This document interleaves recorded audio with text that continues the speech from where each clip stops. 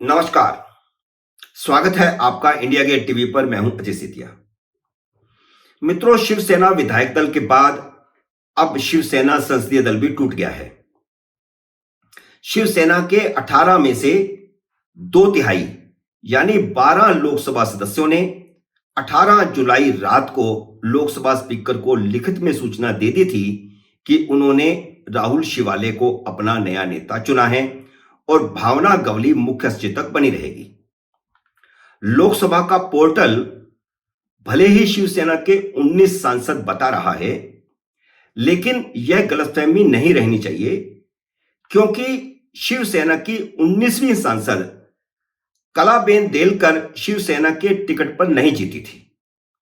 इसलिए तकनीकी तौर पर शिवसेना के सदन में 18 सदस्य ही हैं।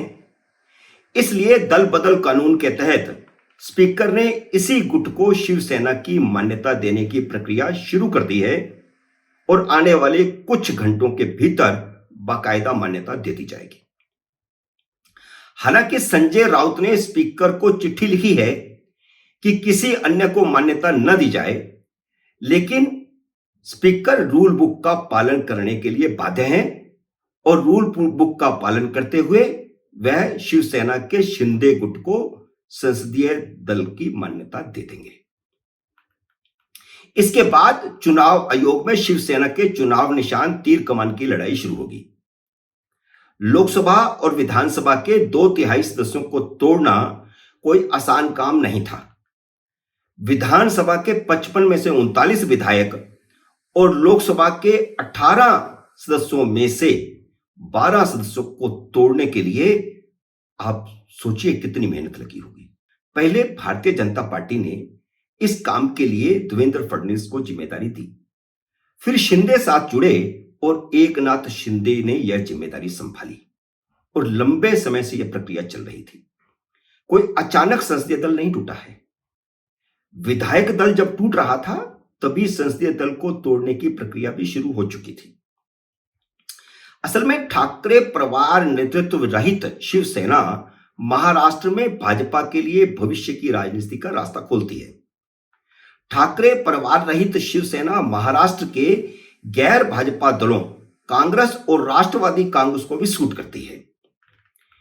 शायद यह उद्धव ठाकरे और संजय राउत को अभी भी समझ नहीं आ रहा कि उन्होंने क्या गलती की, जबकि एक सामान्य समझ वाला व्यक्ति भी समझ सकता है कि हर निर्वाचित प्रतिनिधि को अगले चुनाव की चिंता होती है। उद्धव ठाकरे और संजय राउत दोनों ने कभी भी कोई चुनाव नहीं लड़ा। दोनों आज जो कुछ भी हैं वे बाला साहब ठाकरे की कृपा से हैं। संसद के सेंट्रल हॉल में बैठकर कोई राजनीति का धुरंधर नहीं हो सकता, लेकिन संजय राउत को यह गलतफहमी हो गई है क्योंकि बाला साहब ठाकरे ने उन्हें पिछले कई सालों से संसद के सेंट्रल हॉल में बिठा रखा था और वह वहीं राजनीति कर रहे थे।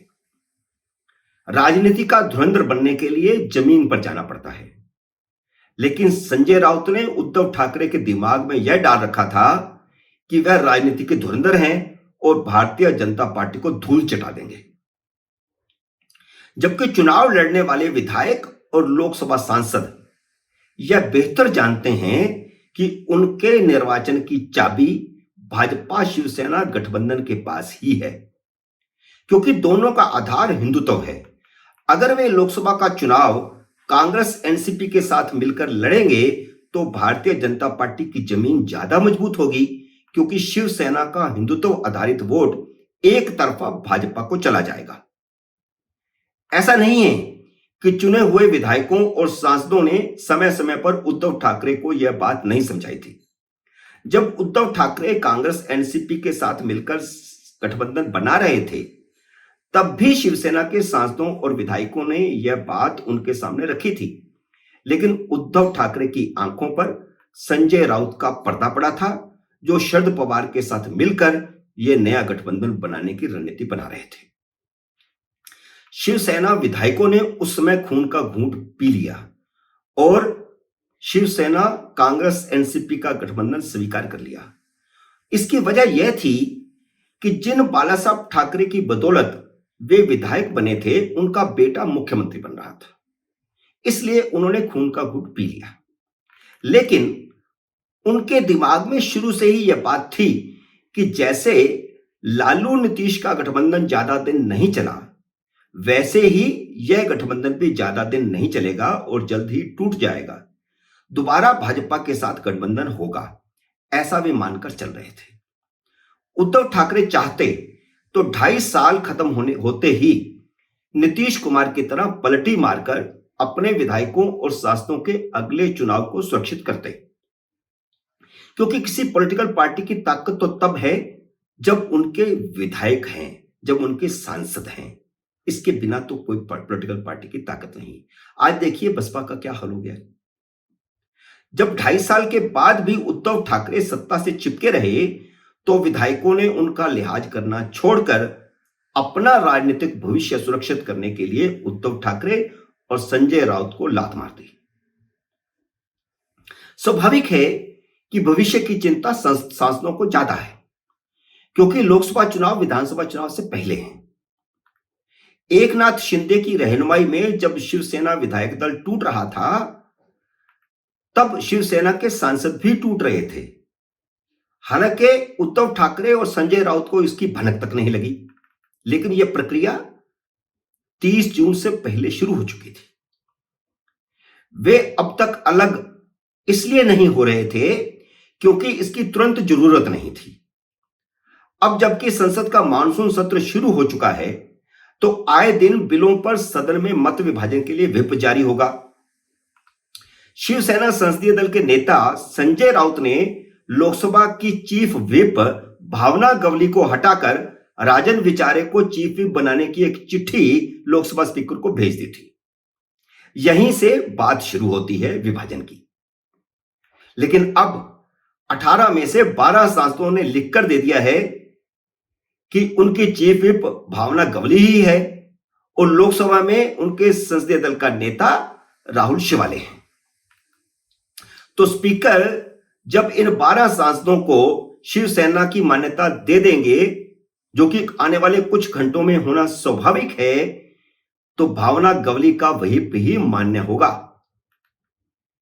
तब बाकी के बचे उद्धव गुट के 6 सांसदों का क्या होगा?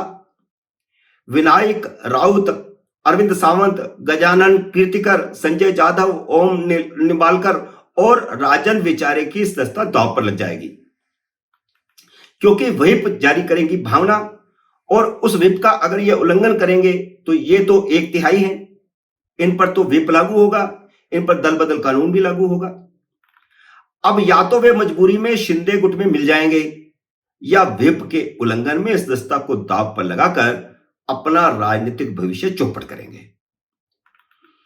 उद्धव ठाकरे के पास 20 दिन का लंबा समय था कि वह विधायकों सांसदों की राय से फैसले लेने शुरू करके शिवसेना में अपनी हैसियत बनाए रखते और देर सवेर उनका भाजपा से दोबारा पैचअप हो जाता। हालांकि सच यह है कि भारतीय जनता पार्टी उद्धव ठाकरे से किसी तरह का कोई पैचअप नहीं चाहती। जैसा कि मैंने शुरू में कहा कि भारतीय जनता पार्टी को ठाकरे परिवार रहित शिवसेना ही सूट करती है।